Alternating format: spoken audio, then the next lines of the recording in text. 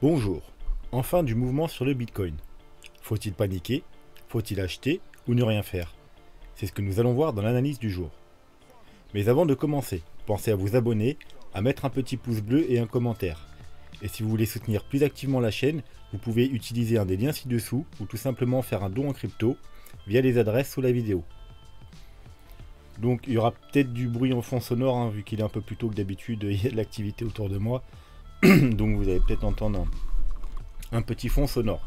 Mais au moins vous aurez la vidéo plus tôt. Donc on va commencer l'analyse par jeter un œil au CryptoFear. Alors 31, FEAR, donc potentiellement une bonne zone d'achat, surtout qu'on est dans la même zone que lors du précédent bottom. Donc quand les gens ont peur, c'est le moment où on peut commencer à penser à faire des achats. Le dollar, alors sans surprise, hein, rappelez-vous, on avait vu la trendline, divergence haussière, rebond sur la trendline, on s'attendait à quoi? À aller rechercher l'objectif, le premier objectif, c'est-à-dire la résistance, la ligne bleue. Alors hier on était en bon chemin, hein, et je vous avais dit on allait continuer sûrement pour aller rechercher la résistance. Et donc c'était plutôt bearish pour le Bitcoin.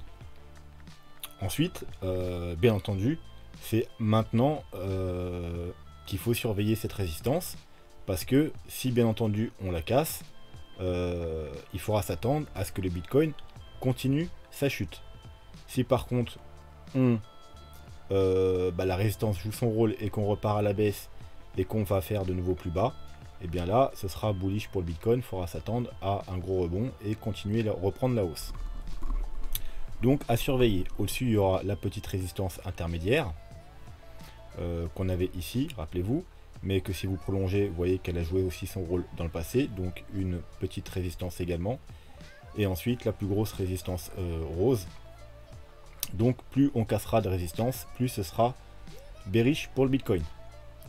Voilà, donc sans grosse surprise de ce côté-là. Alors avant de passer au Bitcoin, on va faire l'Ethereum rapidement, vu que c'est beaucoup plus court.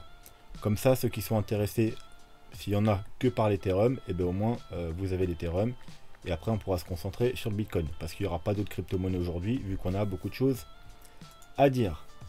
Donc l'Ethereum, pas de surprise non plus, puisqu'on s'attendait à une chute.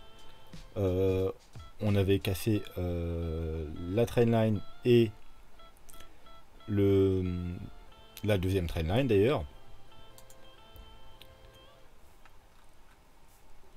Hop, on va se remettre comme ça. On crash, pullback, on rechute. Et on va chercher presque... Enfin, tout dépend du graphique. Alors, je vous rappelle, on avait deux objectifs sur l'Ethereum.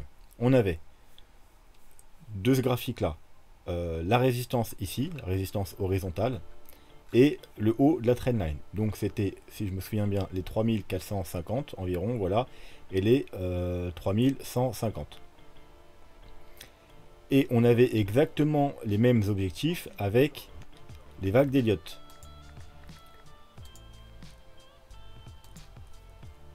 Voilà, donc parce que on avait vu qu'on était fort probablement arrivé en haut de la 3. Du coup, je vous ai même dit que j'ai revendu 20% de mes Ethereum pour acheter sur la 4. Donc la 4, on avait mis les objectifs, bien entendu, c'est le petit carré vert. Et il correspondait exactement aux objectifs précédents, c'est-à-dire les 3150 et les 3450 environ. Donc vous voyez, on est parti parfaitement chercher le premier objectif. Alors, sur Binance, comme vous pouvez voir sur le graphique précédent, si je le retrouve, voilà, les 3450 n'ont pas été atteints, on s'est arrêté aux 3500. Donc ça dépend bien entendu des échangeurs, mais je pense que peu d'entre vous sont sur Bitstamp, que la majeure partie d'entre vous sont plutôt sur Binance.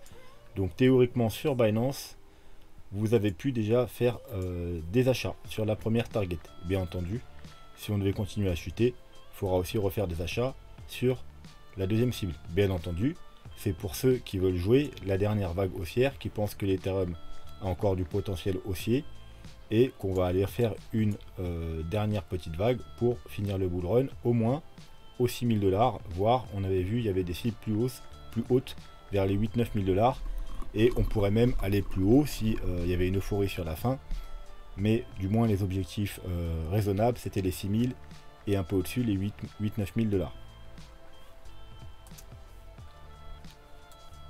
Voilà, donc l'Ethereum, tout se passe comme prévu, il n'y a pas de problème. Donc achat dans cette zone, hein. Donc si on redescend et que vous avez loupé ici, hein, des achats dans cette zone, bien entendu on pourrait aller plus bas, parce que là si je me souviens bien, alors je vais remettre quand même un Fibo pour être sûr. Hop. Voilà. Oh, il n'est pas très bien placé, mais c'est pas grave.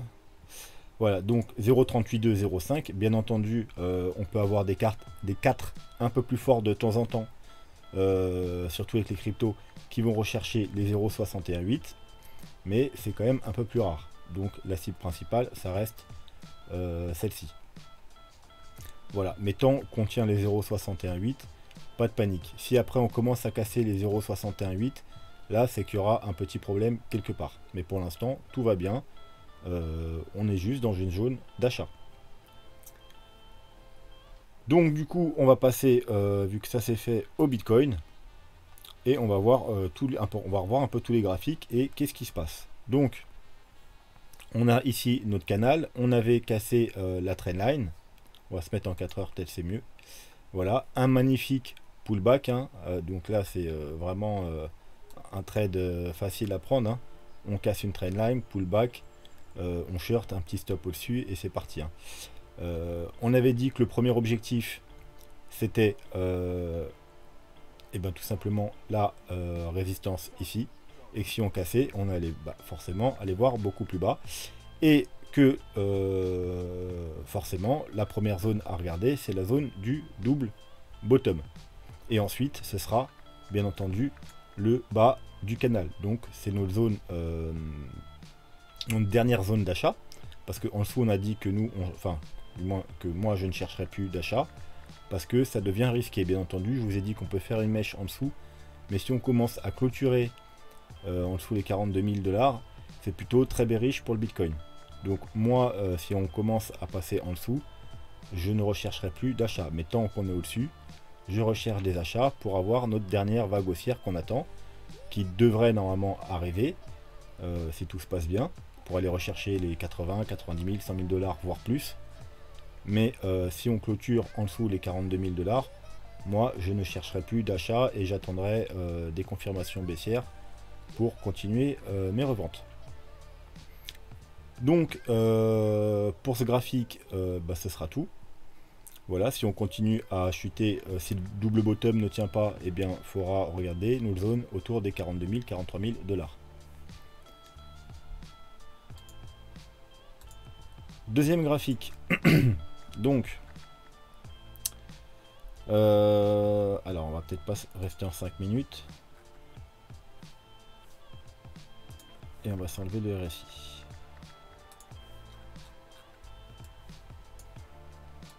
On va tomber tout ça. Hop là.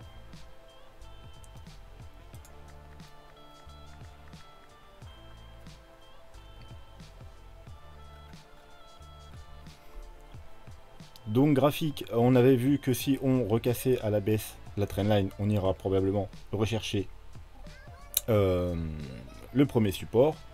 Le premier support ne tient pas, donc on regarde bien entendu le deuxième support, mais c'est le même que le graphique précédent, donc c'est autour des 42 000, 43 000 $. Donc rien de plus à savoir. On a fait un pullback, hein. Regardez, alors est-ce qu'on peut le voir en 4 heures? Voilà, pareil encore une fois, hein. Magnifique zone de short, on casse un support, pullback, un petit short avec un petit stop au-dessus, et c'est parti. Ça c'est des trades extrêmement faciles, comme ici vous voyez, casser la trendline, pullback, petit short, et c'est parti. Donc rien de plus pour ce graphique, hein. Là on est dans la zone du double bottom, hein, donc on peut toujours finir sur un double bottom, hein. C'est quelque chose qui arrive très souvent. Si on commence à casser cette zone là, bon bah ce sera la zone d'en dessous à surveiller.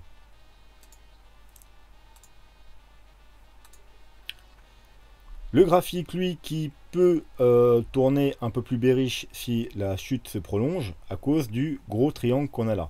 Donc, bien entendu, on peut passer en dessous, mais alors, c'est un triangle long terme hein, qui date depuis le mois de décembre, hein, donc on est en weekly, hein, n'oubliez pas.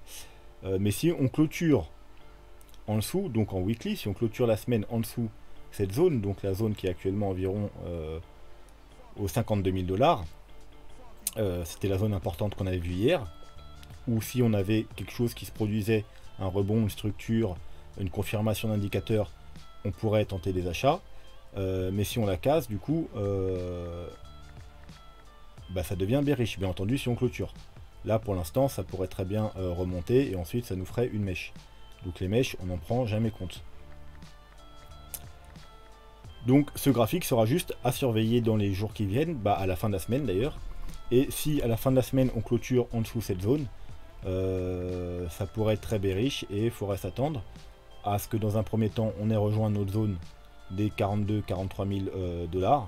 Et si on casse cette zone, eh bien il faudra s'attendre à ce que on ait rejoint probablement la cible du triangle autour des 19 000 $.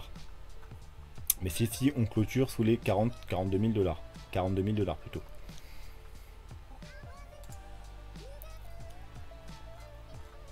Hop, alors ça c'est notre graphique principal.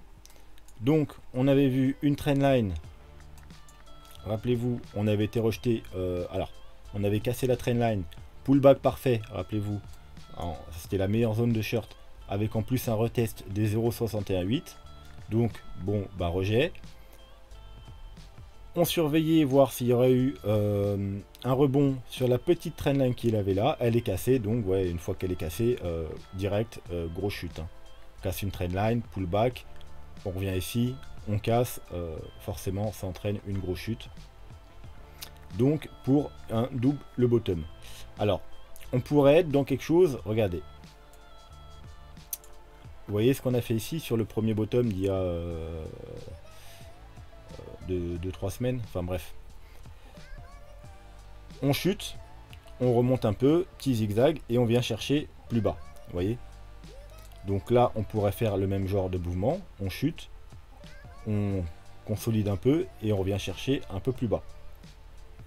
Ou faire un double bottom parfait, ou s'arrêter un peu avant. Et comme vous pouvez voir, dans la plus grande, c'est un peu ce qu'on fait, vous voyez. On chute, on remonte un peu, on consolide et on vient chercher plus bas. Vous voyez la petite structure là, on a à peu près la même en plus grand ici. Voilà. Et donc on pourrait encore une fois avoir la même ici. Et ça nous ferait deux petites structures identiques qui forment le bottom d'une plus grande structure un peu identique. Donc ce serait quand même... Moi j'aime bien parce que ce serait très harmonique du coup. Et voilà, et j'aime bien les choses quand elles sont harmoniques. C'est sympa et souvent ça marche. Et ça nous ferait du coup un joli W. Si bien sûr après confirmer une fois qu'on viendra casser la base, donc les 60 000 $. Quoi qu'il en soit, eh bien on est dans une bonne zone d'achat parce qu'il y a quand même un double bottom. Donc ça c'est la première raison, c'est une localisation. Mais surtout, on est dans les zones qu'on attendait. Alors là on va s'enlever depuis un moment, depuis peut-être la création de la chaîne.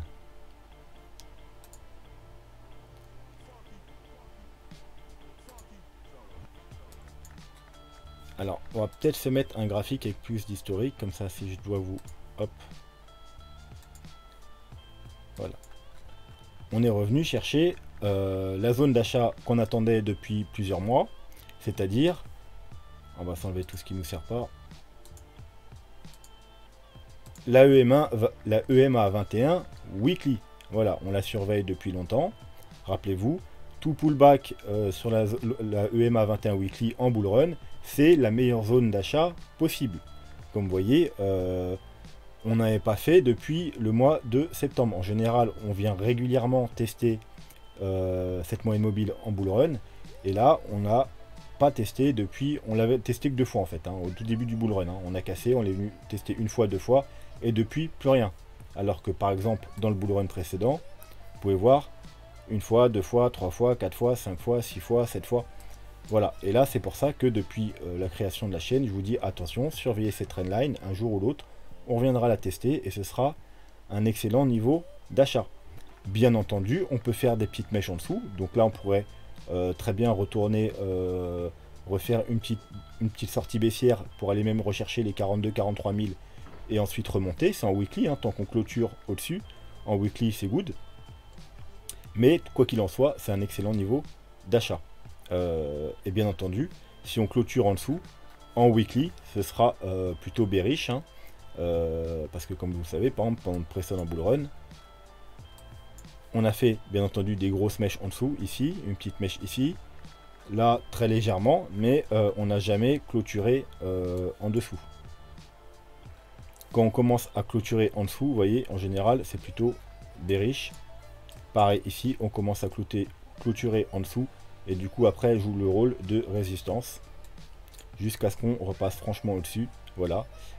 Et une fois qu'on clôture en dessous, et bien voilà, elle joue le rôle de résistance. Donc voilà, donc on ne veut pas clôturer en dessous. Alors est-ce que ça veut dire sûr que c'est fini, on va forcément avoir un crash? Pas forcément, mais très probable, parce qu'on peut jamais être sûr de quelque chose à 100%. Donc c'est pas parce que quelque chose s'est passé 20 fois dans le passé que la 21e fois ça nous donnera le même résultat, mais ça nous donne quand même de très fortes probabilités, donc on ne veut pas clôturer en dessous. Mais tant qu'on est au dessus et qu'on est au dessus des 42-43 000, c'est une excellente zone d'achat. Donc déjà la réponse à la question du début de vidéo, non, on panique pas, au contraire, normalement vous devez vous réjouir, parce que vous vouliez acheter là, donc pourquoi vous voulez pas acheter là? Vous voyez, si aux 65 000 tout le monde voulait acheter, aux 60 000, 65 000, et maintenant aux 45 000, il y a les trois quarts des gens qui paniquent, alors que c'est le moment où il faut au contraire prendre des achats. Bien entendu, vous pouvez faire des petits paliers, donc là il y a une bonne zone d'achat, et si on descend en 42-43 000, et bien encore une autre zone d'achat. Ça c'est pour les investisseurs à qui il reste des paliers, ou les traders qui veulent prendre des très gros swings pour surfer sur la dernière vague, donc qui peuvent se permettre un petit stop assez large. Voilà, les traders plus court terme, vous, bien entendu, comme d'habitude, vous attendez des setups, ça veut dire vous attendez dans les plus petits time frames, structure, localisation, localisation on l'a déjà, et confirmation indicateur. Donc on était également, alors on va rester dans les moyennes mobiles, mais du coup, hop, rappelez-vous ce qu'on avait dit. On casse la EMA 21 et la EMA 50 direction la EMA 100. Et si on casse la EMA 100, comme la moyenne mobile 200 est beaucoup trop loin, et bien tout simplement, on avait pris... Ok, donc c'est pas grave, je vais prendre une autre. On avait dit qu'on regarderait la moyenne mobile 150 et qu'on irait fort probablement toucher la moyenne mobile 150 et que ce serait également un bon niveau d'achat. Pourquoi? Parce que pareil, vous voyez au début du bull run, alors on va se mettre le bull run précédent.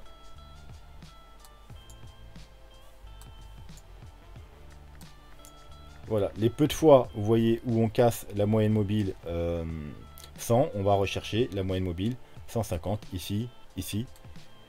Et pareil, la moyenne mobile 150, on clôture jamais en dessous, on passe jamais en dessous.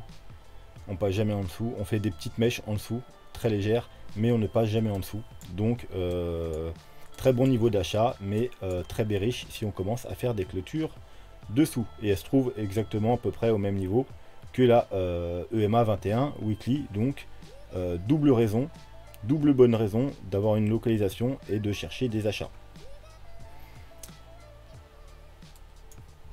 Ensuite, qu'est-ce qu'on pourrait dire? Eh bien, pour ceux pour qui sont plus défensifs et qui ont peur de prendre des achats juste sur des zones de localisation, vous pouvez bien entendu attendre, tout simplement, comme d'habitude, les confirmations des indicateurs qu'on attend depuis maintenant un certain moment, c'est-à-dire le RSI Daily. Hop.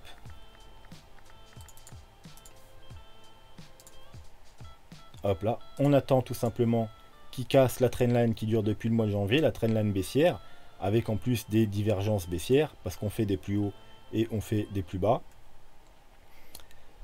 Attendre, comme d'habitude, le MACD en 3 jours qui nous donne des confirmations. Donc stock RSI qui repasse au-dessus de la zone de survente et qui croise, enfin dans l'autre sens, qui croise et qui repasse au-dessus de la zone de survente. MACD qui croise à la hausse et qui nous donne des bougies vertes, ce qu'on n'a pas depuis le 20 mars. Ceux qui veulent être un peu plus agressifs, vous pouvez le faire en daily, parce que rappelez-vous ce qu'on avait dit hier en daily, qu'en daily on était passé bearish, parce que on avait eu des confirmations du stock RSI qui était, non seulement il avait croisé, mais il était repassé en dessous de la zone de surachat, et donc c'est la confirmation du stock RSI. Et je vous avais dit qu'il faudrait surveiller la clôture, parce qu'on aurait, si on continue à descendre, sûrement une confirmation du MACD. Donc comme vous pouvez voir hier à la clôture, le MACD a croisé et on a eu une bougie rouge. Donc la journée d'hier, pile à la clôture, ça nous annonçait que c'était devenu bearish le daily, parce qu'on avait toutes les confirmations. Et du coup aujourd'hui, on a encore une bougie rouge, et le BTC, eh bien, il est bearish, il a chuté. Voilà. Donc, ceux qui sont un peu plus agressifs, si vous ne voulez pas attendre du 3 jours, vous pourrez avoir les confirmations maintenant en daily, une fois qu'on sera repassé bullish. Et pourquoi pas former au passage un petit W sur le stock RSI, comme on avait vu hier, hein, c'est ce qu'on attendait hier, hein, qu'on serait bullish si on faisait un joli W sur le stock RSI. Et également sur le MACD, hein, c'est exactement ce qu'on a vu hier. Vous voyez, le scénario d'hier, c'est exactement ce qu'on a vu. Qu'on pouvait continuer à chuter et qu'on formerait un W. Et quand on formera un W et donc on aurait confirmation bullish, donc on recroise à la hausse et bougie verte, ce sera justement le moment de faire des achats, parce qu'on aura confirmation et en plus une belle structure en W. Et voilà, donc ça c'est pour ceux qui sont un peu légèrement plus agressifs, mais qui veulent attendre quand même des confirmations d'indicateurs. Alors, j'ai un autre graphique, ou c'est le même? Ah, alors, d'un point de vue Elliott, on va faire un tour sur les vagues d'Elliott.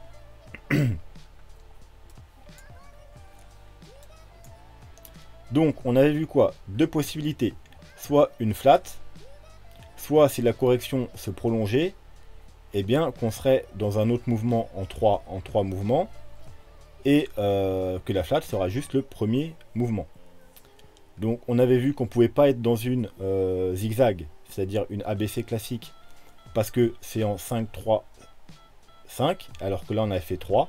Donc on était forcément soit dans une flat, mais pour une flat il faut aller rechercher les 0,90, ce qu'on n'a jamais fait. Donc soit dans une WXY. Voilà, donc on avait privilégié le scénario WXY. Bien entendu, on a vu aussi que de temps en temps, on peut être dans des triangles, mais les triangles, c'est des structures beaucoup plus complexes et qui durent beaucoup plus, enfin, qui ont 5 A, B, C, D, E. Donc, tant que ça ne nous donne pas un signe qu'on est dans un triangle, on ne favorise pas le triangle. Donc, on avait favorisé la WXY. Et on avait dit les cibles très simples de Y, c'était soit un double bottom, soit tout simplement aller rechercher les 0,382, parce que je vous rappelle, on est dans une vague 4, donc une vague 4, on a mis un Fibo, et la zone d'achat, c'est les 0,236, 0,382. Donc on a été une première fois rechercher les 0,236, bonne zone d'achat. Là, on a également recherché les 0,236 avec une petite mèche en dessous, donc également zone d'achat. Donc encore une fois, est-ce que c'est le moment de paniquer sur le Bitcoin? Non, c'est le moment d'acheter, puisqu'on est dans une zone d'achat, zone qu'on attendait. Les zones d'achat, on achète. Et si on clôture en dessous, là, vous voyez, en plus, il est au 41 366. Donc là, ce sera plutôt bearish. Si on clôture en dessous cette zone, on ne cherche plus d'achat. Mais tant qu'on est dans ce petit carré vert, eh ben, c'est les meilleures zones pour acheter, donc on achète, peut-être pour compléter cette WXY. Donc soit elle va être complétée par ici en double bottom, soit on va aller rechercher la target principale, parce que je vous rappelle que la target principale théorique, c'est-à-dire la principale, c'est la plus probable d'une vague 4, c'est les 0,382. Donc au 41 270, 41 400. Bon, vu que c'est en daily, il faudrait peut-être passer en plus petit time frame pour avoir le prix exact. Bon, on va dire environ les 41 500 $. Voilà, on n'est pas à quelques dollars près. Donc voilà, zone d'achat très pertinente. Également avec les vagues d'Elliott. Alors, on pourrait être, si par exemple, on avait vu aussi qu'il y avait une petite possibilité, par exemple, si je m'étais trompé de décompte et que on n'avait pas fini la vague 3 ici, avec une flat, mais on avait vu que la flat était quand même parfaite, donc c'était quand même sympa. Si je m'étais trompé, donc alors je vais enlever ça, sinon on va plus rien comprendre. Vous pouvez aussi finir tout simplement le haut de la 3 au point le plus haut. Ce qui est souvent le plus logique, mais c'est pas toujours le cas. Donc dans ce cas-là, si on a fini, donc déjà il faut remettre le Fibo au point le plus haut. Et dans ce cas-là, notre zone d'achat est légèrement décalée. Et on n'ira pas, si on doit descendre, c'est plus que 41 500, c'est 43 000, environ 900. Donc presque 44 000. Et du coup, on serait dans une correction beaucoup plus simple, une A, B, C. Et là, on peut être dans une zigzag. Pourquoi? Parce que je vous rappelle, la zigzag, c'est 5, 3, 5. Et là, vous pouvez voir qu'on décompte facilement...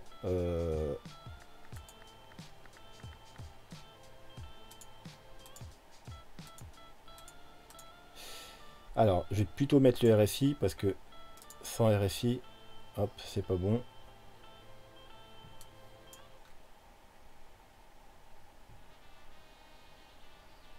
Je me disais bien, il y avait quelque chose qui clochait. Donc, 1, 2, 3, 4 et 5, avec bien entendu une divergence. Vous voyez, toujours une divergence sur la vague 5. On fait un plus bas, on fait un plus haut. Donc, A, B en 3. Et c'est ça que je voulais vous dire hier. Vous vous rappelez hier soir, ce qu'on regardait la vidéo, enfin plutôt cette nuit. À la fin de la vidéo, je vous ai dit, je dois vous dire quelque chose d'important sur le BTC, et à chaque fois j'oublie. Ça faisait 2 jours que j'essayais de vous dire ça, et à chaque fois j'oubliais ce que c'était. C'était tout simplement que la structure là, ça ne faisait pas penser à une structure impulsive. Je vous rappelle, une structure impulsive, ça doit être en 5 vagues. Donc, si on avait trouvé le bottom là, on aurait dû avoir une structure impulsive en 5 vagues. Et alors ça, je vous l'avais déjà dit dans une autre vidéo, que je trouvais la vague un peu faible et qui ressemblait pas trop à une vague 1. Mais que souvent, les premières vagues, elles peuvent avoir des formes compliquées. Mais voilà, et donc ce que je voulais vous dire hier, c'est que on était plus, surtout vis-à-vis du RSI, dans une structure corrective. Et quand on est dans une structure corrective, bah forcément, c'est qu'on n'est pas dans une impulsive, c'est tout simplement que la correction n'est pas finie. Parce que comme vous pouvez le voir, on part d'ici, donc c'est le bottom, on fait des mouvements en 3. 1, 2, 3. Ici, 1, 2, 3. Alors, il y en a, on aurait pu voir 1, 2, 3, 4, 5. Mais voilà, une 5 dans une impulsive qui vient rechercher à quelques dollars près de la 3, c'est pas à prendre en priorité. Surtout que la vague 4, du coup, elle a retracé plus haut que la vague 1.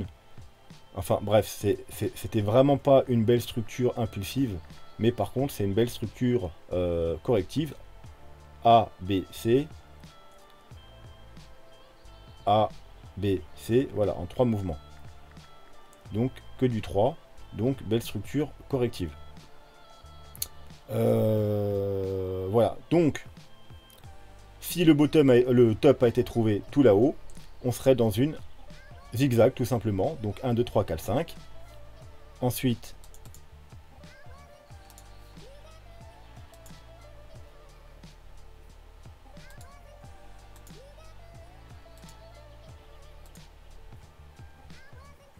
Donc d'ailleurs, c'est même pas une ABC, je vous dis des bêtises. C'est plutôt une WXY. Bref, c'est pas le problème. Et du coup, on rechercherait là une 1, 2, 3, 4, 5. Parce que une zigzag, c'est 5, 3, 5. Donc 1, 2, 3, 4, 5. Probablement 1, 2, 3, 4. Est-ce qu'on a déjà trouvé? Probablement. Et 5. Et on veut voir, dans l'idéal, une divergence sur la vague 5. Et sur le RSI, vous voyez que ça concorde 1, 2, 3, 4 et 5.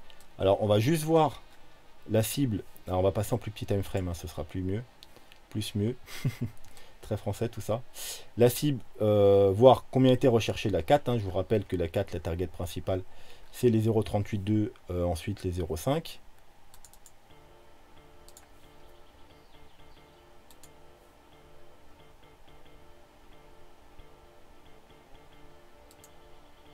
Hop, et on a été recherché, voilà, entre les 0,38,2 et les 0,5.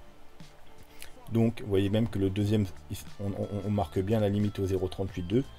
Donc, c'est potentiellement une vague 4, si on est bien dans ce scénario-là. Et donc, il nous reste juste une petite vague. Alors, juste une petite vague. Une vague 5. Et la vague 5, donc, peut se finir, théoriquement, en double bottom. Alors, de temps en temps, elle se finit un peu plus haut. Hein. Il y a des vagues 5 tronquées, ça arrive. Mais c'est pas normalement la chose à privilégier. À part si on est vraiment très bullish. Sinon, normalement, c'est double bottom ou un peu plus bas.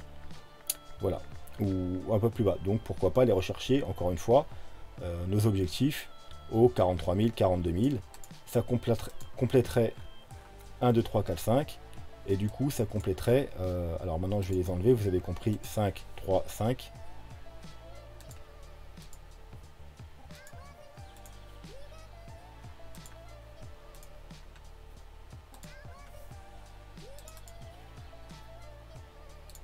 Et là, ce serait une ABC, pas une WXY, c'est une zigzag classique.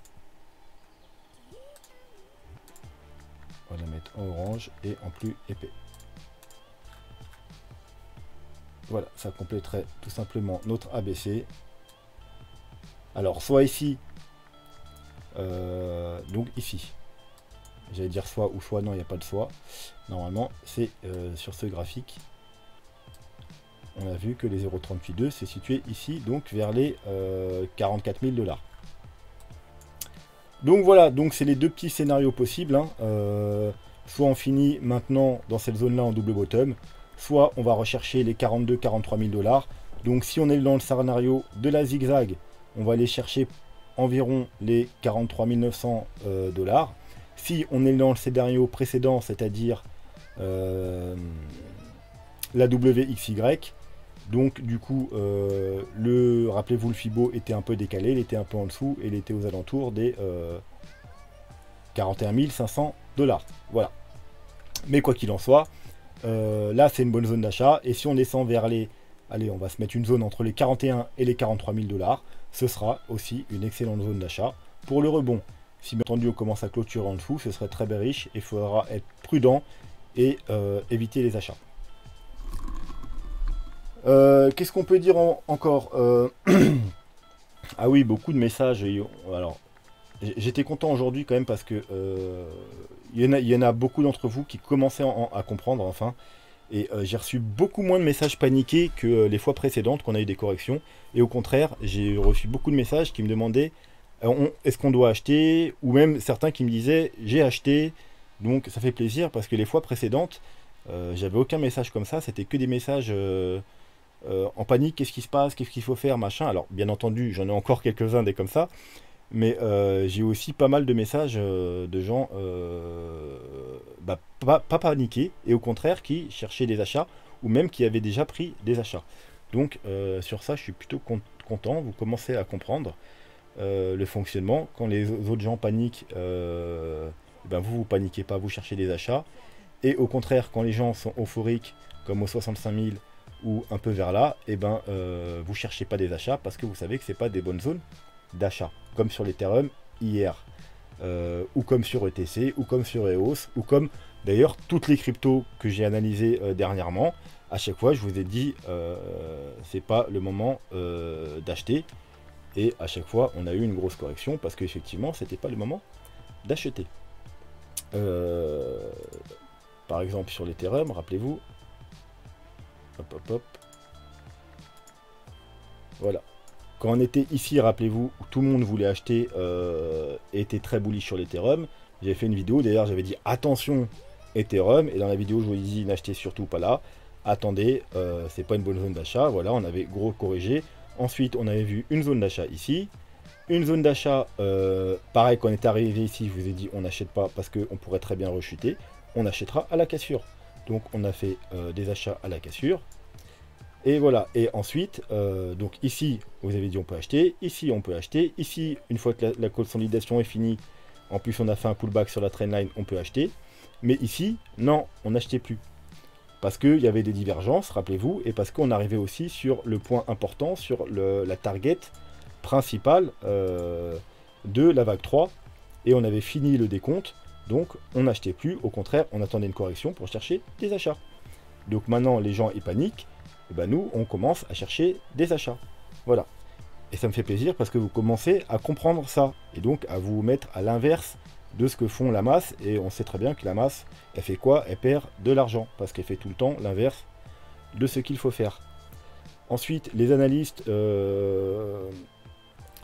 qui sont tout le temps boules depuis plusieurs semaines, et qui aujourd'hui vous disent on pouvait pas prévoir, parce que c'est à cause d'Elon Musk, etc., etc., ce n'est pas des analystes. Encore une fois, je vous le répète, il y a beaucoup d'escrocs sur YouTube, et c'est juste des gens qui justifient les nouvelles par les mouvements du cours. Alors que non, les nouvelles ne font pas les mouvements. Les nouvelles peuvent amplifier ou déclencher un mouvement qui devait déjà avoir lieu. Mais elles ne font pas la structure du marché. D'accord? C'est qui vont sur les nouvelles? C'est les petits particuliers. C'est ceux qui ont le moins de connaissances. Un trader, les professionnels, ils ne vendent pas ou ils n'achètent pas des nouvelles. Au pire, eux, ils vont acheter la rumeur de la nouvelle, mais pas la nouvelle. Donc en général, quand tout le monde, les petits particuliers, paniquent parce qu'il y a une nouvelle comme ça, une mauvaise nouvelle, les gros portefeuilles, eux, ils achètent. Parce que justement, ils ont un afflux de liquidité. Et c'est ce qu'ils cherchent, eux. C'est pour ça qu'ils sont tout le temps à l'inverse. Ça, je vous l'ai déjà expliqué. Ils sont tout le temps à l'inverse des masses. Tout simplement parce que quand un mec, il va acheter pour 10 millions de bitcoin, il lui faut des dizaines de milliers de petits portefeuilles qui vont vendre. Sinon, il ne peut pas acheter. Si personne lui vend, il ne peut pas acheter. Si le mec, il achète 10 millions ou 20 millions de bitcoin, il faut des dizaines, voire des centaines de milliers de personnes qui achètent des 100 euros, des 1000 euros, des 5000 euros de bitcoin pour pouvoir leur vendre, et vice versa. Donc quand une mauvaise nouvelle sort comme ça, c'est les petits portefeuilles qui paniquent et qui vendent, et c'est les gros, bien entendu, qui rachètent. Ou nous, voilà. Même si on est des petits, eh ben on essaye de se placer du point de vue des gros, parce que c'est eux qui font le marché, et c'est eux qui ont raison. Et s'ils veulent faire aller le prix plus bas, il ira plus bas. S'ils veulent faire monter le prix, ils le feront monter. Mais toujours, pour ça, ils auront besoin de liquidité. Donc les nouvelles, ça les aide. En général, les nouvelles, elles sortent pas n'importe quand. Elles sortent à des moments bien calculés. Alors il y a certaines personnes qui ont déjà fait des très bonnes analyses sur ça, donc j'en ferai pas. Mais vous verrez qu'il y a des personnes, ils vous font avec toutes les dates de chute, de machin, etc., de montée, et à chaque fois, c'est corrélé à des news, parce que, et ça rebondit fortement, ou ça chute fortement, bref, parce que les news, elles sortent, ça aide les gros portefeuilles. Quand ils veulent faire descendre le prix, ils font paniquer les gens, ils sortent une bonne news bien bearish, et ils rachètent tout ça derrière. Voilà, donc, on va finir pour aujourd'hui, parce que sinon, ça va être encore beaucoup trop long. Donc on verra le déroulement des choses dans les jours qui viennent, mais pour l'instant on recherche des achats tant qu'on est au-dessus des 41 000, 42 000 $. Voilà, on surveillera attentivement également, bien entendu, le dollar, parce que si il casse ici, eh bien on pourra aller rechercher dans un premier temps nos objectifs autour des 42 000 $. Mais par contre, s'il continue son ascension, là il faudra s'attendre à probablement que le Bitcoin casse les 42 000 $ et corrige une beaucoup plus grosse correction. Mais pour l'instant, tant que c'est pas fait, on recherche des achats. Voilà, sur ce, je vous souhaite une bonne soirée, soyez prudents. Je vous dis à demain. Et n'oubliez pas mettre vos altcoins préférés du coup, parce que je pense que demain on aura un peu plus de temps pour analyser 2 ou 3 altcoins. Voilà, sur ce, je vous dis à demain. Tchuss.